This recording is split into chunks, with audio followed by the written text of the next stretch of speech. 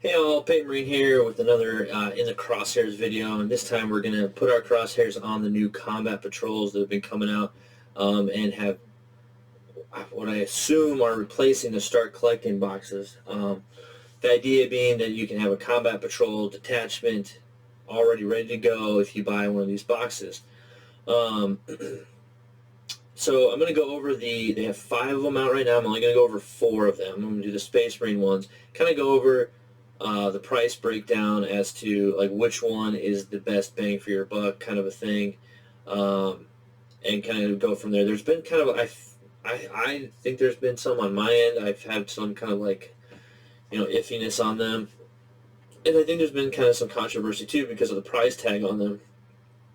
Before I think start collecting, I'm trying to think of what they were back when, but not even that long ago. I think it was about $80 for a start collecting, and then that price went up to about 90 to 95 is kind of what they're sitting at currently, the ones that are still available. But now we're getting these new ones rolled out, which they're calling Combat Patrol boxes, and they're 140 each.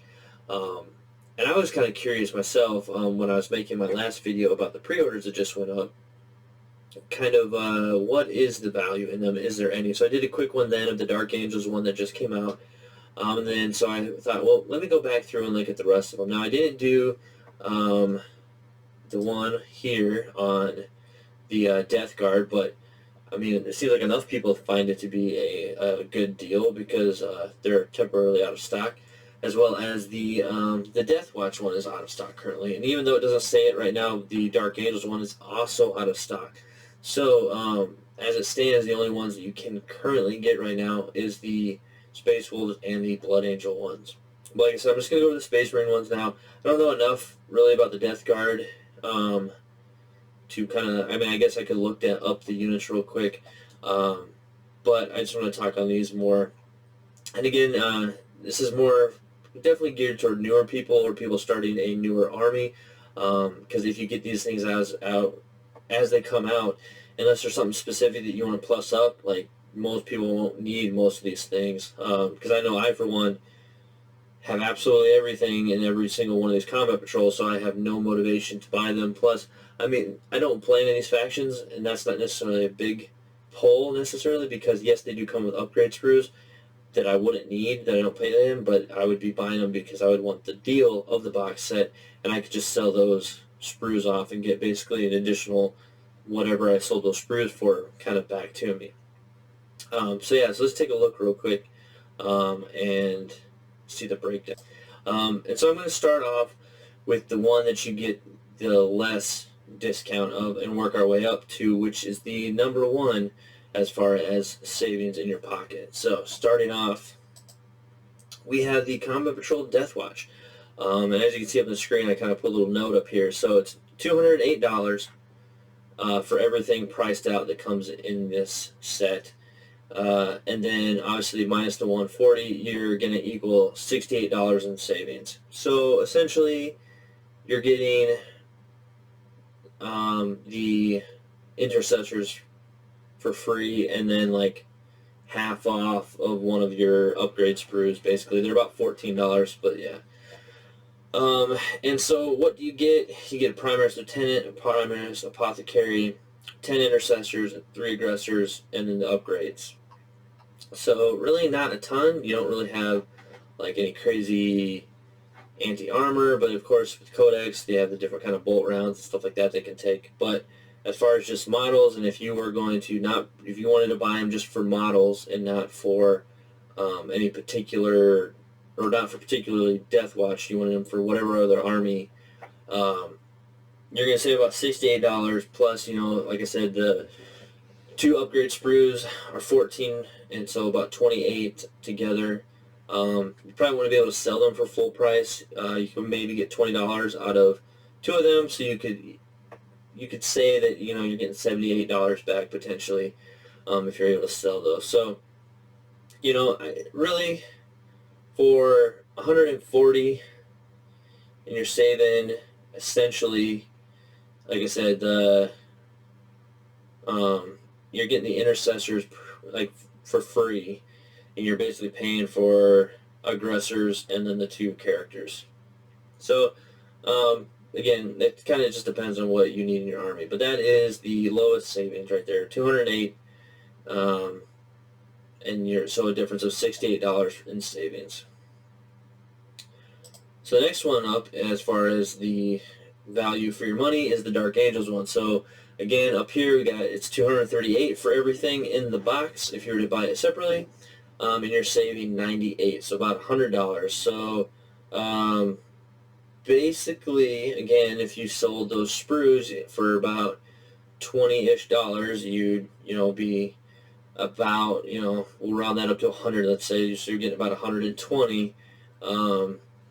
So right there, you could easily say you're getting the Redemptor and the Intercessors free, and you're paying for aggressors and a chaplain, which I think my math is way off on that, actually. Chaplain's 35, and then these are 50, so that's only 85.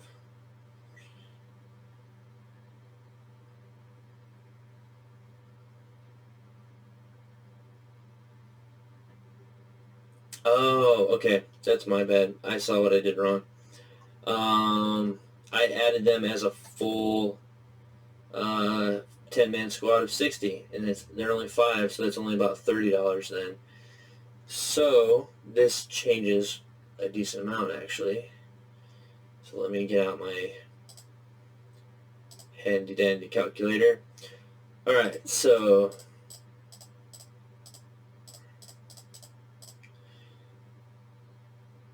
oh wow, I'm going to do this one more time. So I'll bring the calculator over here so everybody can see. So the Redemptor is 60. The Inceptors are 50. Pretty sure. I'll double check that. We're calling these 30 because you can only get them in a 10-man, but we'll say they're 30. So half the price of 60, which is what they retail. And then the Chaplain is 35. That's 175. Now I'm going to double check these Inceptors real quick. Yeah, they're 50. So wow, this is definitely kind of like, I don't know, a huge shakeup in the rankings here. So it's only a savings of $35. Wait, I screwed up again. I forgot about the 2 Primaris upgrades. So that's plus 28 because it's 14 each. So okay, so we're at 203. All right, now subtract the 140. We're at $63. So yeah, so that does change things up a bit. So again, you're getting the Redemptor basically for free, and then if you were to sell the sprues, you'll get a little extra. So yeah, so that was completely wrong, but I definitely caught myself there.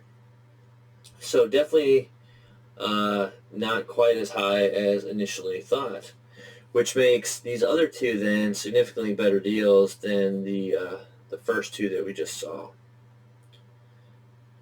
And that being the Space Wolves at $243, but you get them for 103 difference, so you get $103 off.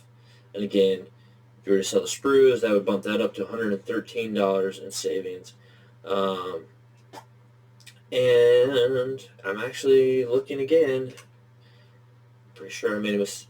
Did I make a mistake? No, I said, okay, I'm pretty sure I counted the Primaris Lieutenant, but might as well while I'm here.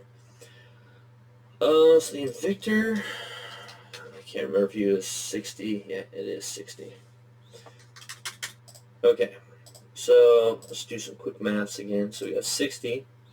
We got full 10-man of Intercessors, so that's another 60.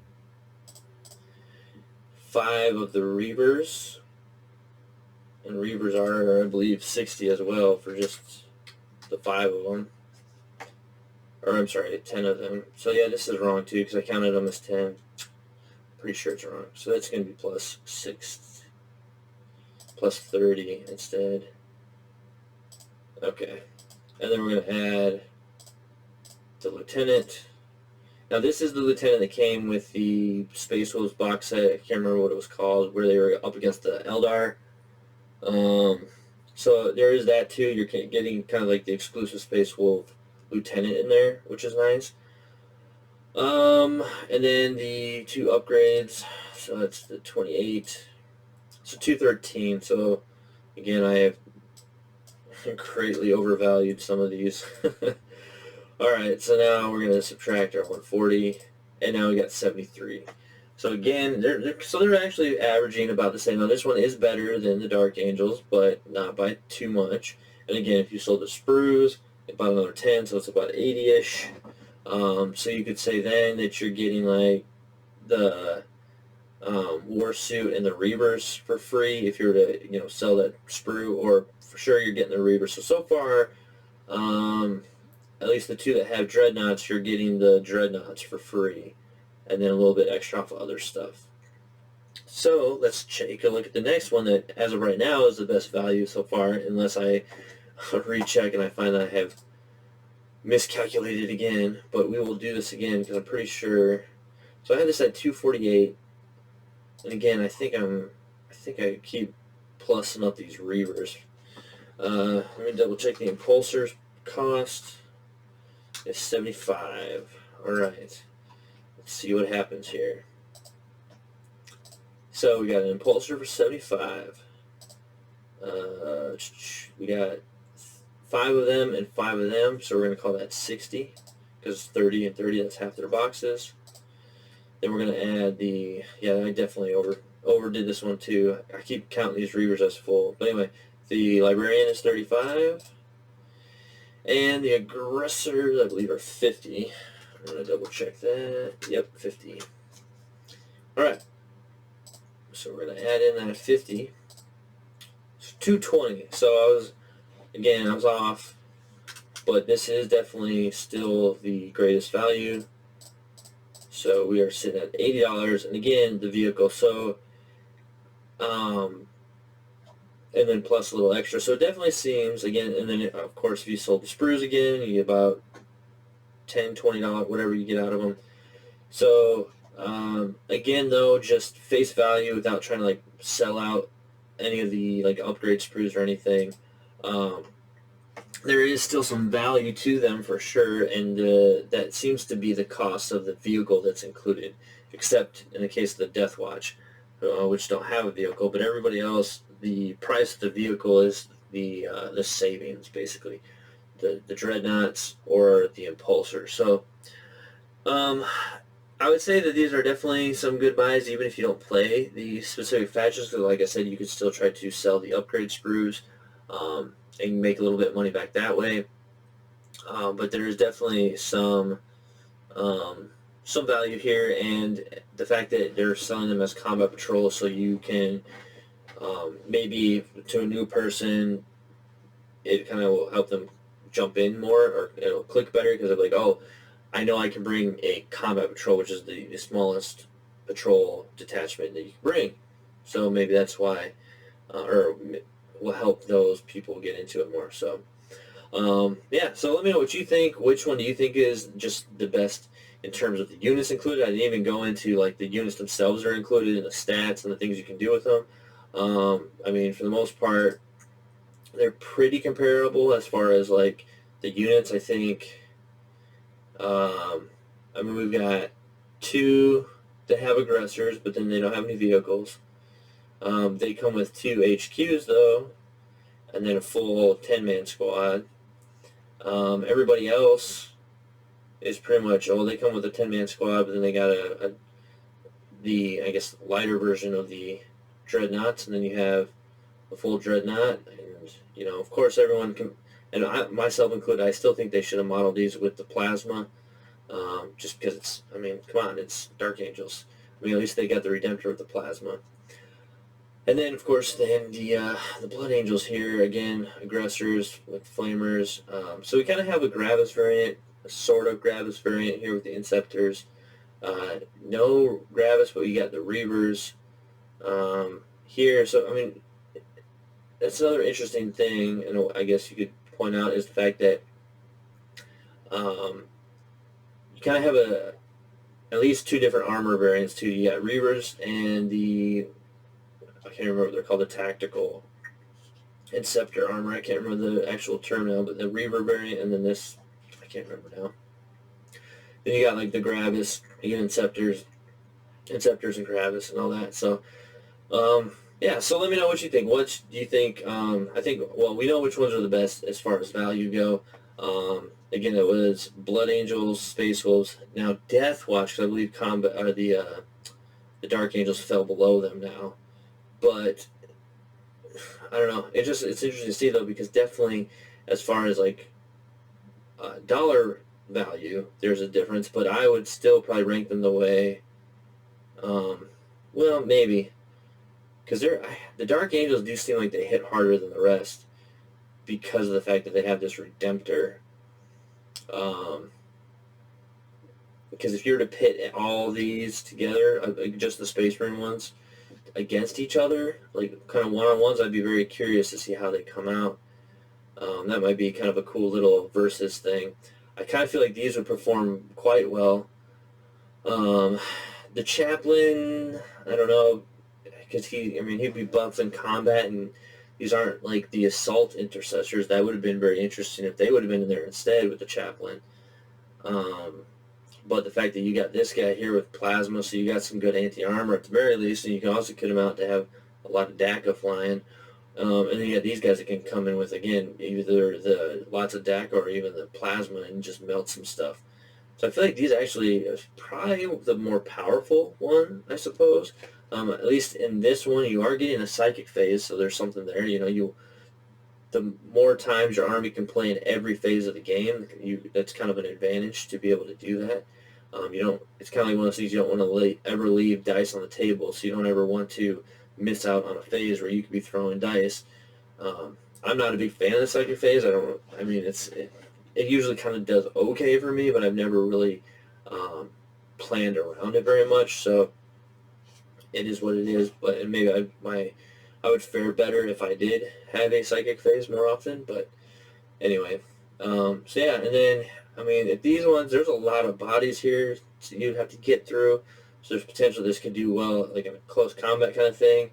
And then just here, I just don't know how they would do against armor of any kind.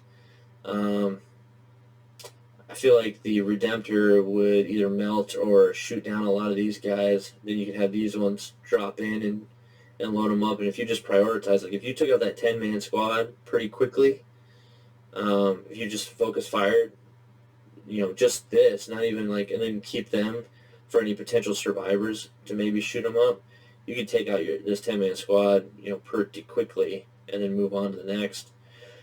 And then kind of this here, there's just so many bodies to chew through. I feel like it'd be this I think would be harder for this without him being kitted out with the Gatling. This would be a bit harder, and especially that they have like an Invictor or Invictus or whatever it is, war suit. I think it would be a bit harder for this. And then here, I don't know, there's some mobility with having the Impulsor to cart some people around and stuff like that. So, there's some good fighting there too. So I'm kind of curious what everyone thinks is like the strongest of these factions. I'm kind of leaning between these two just because this is a lot of bodies over here. But this does have some good punch and some good versatility in it. So, I don't know. Let me know what you think. Alright, well, again, we'll call that for this video. Thanks for watching. If you haven't already, please subscribe. If you have any comments about either this video or any suggestions for the channel, please leave them below. I'm trying to improve all the time that I can. And so any constructive criticism is always good. But again, I am limited, just time, money, whatever. But it doesn't mean that I won't take it under advisement. And eventually, if I can do those things, I will do my best to do them. But anyway, also check out the Facebook page in the link below. Check out my Instagram. I share updates of the projects I'm working on as well as other things I'm working on there. And again, check out the rest of the channel and the different playlists, videos I've got going on. And again, I would greatly appreciate the like and subscribe. And until next time.